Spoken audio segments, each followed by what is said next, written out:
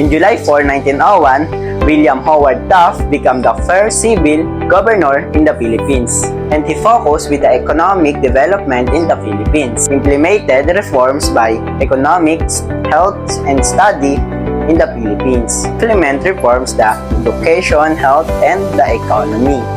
Build infrastructure like road, railways, port, and harbors. And also, this is example of their top action in the Philippines. Negotiated with Vatican. Negotiate with Vatican. Taft purchased 3,900 acres of church property for 7.5 and distribute for a Filipino. Appointed Filipino to commission. Taft appointed Filipinos to upper house of colonial legislature. Encouraged the construction of school. He prioritized the development of essential infrastructure. And this this example of school that still exists right now na minana natin sa America. Changes in Philippines during the American periods. Government. Democracy was the greatest legacy the American gave us. Education. Schoolwork built all over the country and making English become the language of instruction and the classroom to create a hybrid vocabulary. And the first teachers were called Thomasites because they come on board SS Thomasite. Philippine Normal College and other agricultural schools were established. Religion. Protestantism was introduced. In 1918, more or less than 300,000 Filipinos became Protestant. The church and the state government was separated. Freedom of religion was practiced. Health and sanitation. The Filipinos learned the value of cleanliness and healthy practices. Hospitals, clinic, and health center were built. Public hospitals for leper victims were also established. Entertainment, music and dance. Hollywood movies became popular in the country. New kind of music and dance were introduced like rock and roll, boogie, jazz, tango, and cha-cha, polka, and rumba. Filipinos learned to watch and play games like table tennis, basketball, volleyball, and boxing and football. Attitude.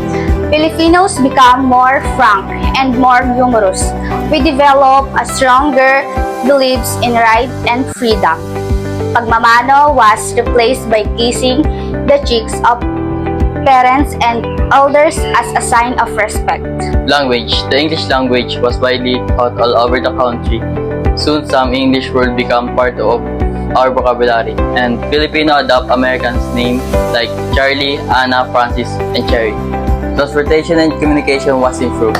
American built roads, street and bridges, efficient movement of products and services. Example, Burnham Park, Cannon Road, Camp John High, etc., etc. These are the food that Filipino was adopted from Americans, like ice cream, cakes, beefsteak, hot dog, hamburger, and sandwich, cookies, and donut were introduced. The mode of dressing was changed. The women learned to wear dresses, high heels, shoes, and handbags. And while the men wore suit, polo shirt, and ties and jeans. These are some of the important laws or acts passed by America in the Philippines from 1901 to 1942. Laws and acts passed by America in the Philippines are Cooper Act 1901. The first Philippine Assembly was established, composed of representatives from various provinces. Philippine Organic Act 1902. The civil government of the Philippines was established with a Governor-General appointed by the President of the U.S. Sedition Act 1901. Prohibits activities aimed at inciting rebellion against the American government. Philippine Constabulary Act 1901. The Philippine Constabulary was established, a security force responsible for maintaining order and peace in the country. Census Act 1903 establishes a nationwide census to determine the population and other information about Filipinos. Public Land Act 1902 establishes the rules for the use and ownership of the public land in the Philippines. Jones Law 1960 establishes the rules for the governance of the Philippines, including the establishment of a Senate and a House of Representatives. Tidings-Mac-Duffy Act 1934 establishes the rules for the transition of the Philippines from a colony of the United States to an independent republic. Commonwealth Act 1935 establishes the rules for the governance of the Philippines as a Commonwealth of the United States. These laws and acts had a significant influence on the development of the Philippines as a nation and set policies for the governance of the country. Ang Commonwealth ng Pilipinas ay isang pansamantalang sariling pamahalaan ng Pilipinas sa ilalim ng pananakop ng Estados Unidos mula 1935 hanggang 1946. Ito ay isang mahalagang yugto sa kasaysayan ng bansa dahil inihanda nito ang Pilipinas para sa ganap ng kasarilang kalayaan. Sa ikalawang digmaang pandaigdig mula 1941 hanggang 1945, nasakop ng mga Hapones ang Pilipinas noong 1941 kaya naputol ang pamahalaan ng Commonwealth. Si Quezon ay tumakas patungong US at doon ipinagpatuloy ang pamahalaan sa exile. Pagbalik ng Commonwealth 1945, matapos ang pananakop ng Hapon, ibinalik ng US ang pamahalaan ng Commonwealth sa ilalim ni Sergio Osmeña. At noong Hulyo 4, 1946, tuluyan naging malaya ang Pilipinas at naging Republika ng Pilipinas sa ilalim ng Pangulong Manuel Rojas. Ang kahalagahan ng panahon ng Commonwealth nagsilbing paghahanda sa kasarinlan ng Pilipinas o ang pagiging malaya. Nagkaroon ng saligang batas ng 1935 na naging batayan ng gobyerno. Pinaunlad ang sistema ng edukasyon at ekonomiya ng bansa.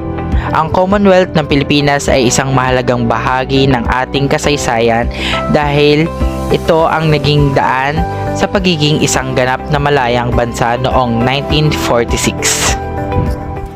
Narito ang mga ilang negatibong epekto sa Pilipinas, lalo na sa ilalim ng bagong tinayong civil government ng mga Amerikano. Ang mga pangunahing epekto: una, pagsupil sa kalayaan. Matapos ang Philippine-American War, pinilit ng mga Amerikano na ipatupad ang kanila sistema ng gobyerno na naglimita sa kalayaan ng mga Pilipino na mamahala sa sarili nilang bayan. Oo, binigyan nila ng posisyon ang mga Pilipino sa gobyerno, pero ultimate control at nasa kamay pa rin sila ng US. Pangalawa, pagbabago ng kultura at edukasyon. Pinatupad ang edukasyon pampubliko gamit ang Ingles bilang pangunahing wika. Mukhang okay kasi edukasyon, di ba? Pero ang totoo, unti-unting napalitan ang mga tradisyonal na pamaraan ng pagtuturo at tinanggal ang diin sa kulturang Pilipino. Eksploitasyon ng likas na yaman. Mas naging madali para sa mga dayuhan na kontrolin ang yaman ng bansa, lalo na sa agrikultura at pagmimina. Halimbawa, ang batas tulad ng Land Registration Act ng 1902 ay nagbigay daan mga korporasyong Amerikano na nagmay-ari malalawak na lupain na pagpapalawak ng impluwensyang militar. Kahit may civil government, hindi ibig sabihin na walang presensya ng militar. Ginamit pa rin ito para supliin ang mga Pilipino patuloy na lumalaban para sa kalayaan, tulad ng mga Muslim sa Mindanao na nanlaban sa mga Amerikano sa Moro Rebellion. Pagpapatibay ng kolonyal na mentalidad sa pamamagitan ng patakanang benevolent assimilation. Pinakilala ng mga Amerikano ang ideya na sila ang tagapagligtas ng Pilipinas. Dahil dito, maraming Pilipino ang natutong magpasakop sa dayuhan. Impluwensyang imbis na ipaglaban ang ganap na kalayaan.